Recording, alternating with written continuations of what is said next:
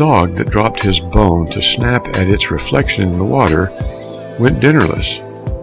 So do we often lose the substance, the joy of our work by longing for tasks we think better fitted to our capabilities.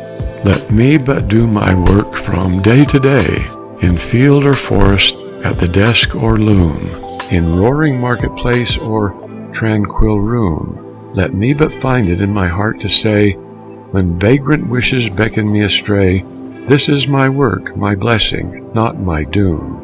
Of all who live, I am the one by whom this work can best be done in the right way. Then shall I see it not too great nor small, to suit my spirit and to prove my powers. Then shall I cheerful greet the laboring hours, and cheerful turn, when long shadows fall, at eventide to play and love and rest, because I know for me my work is best.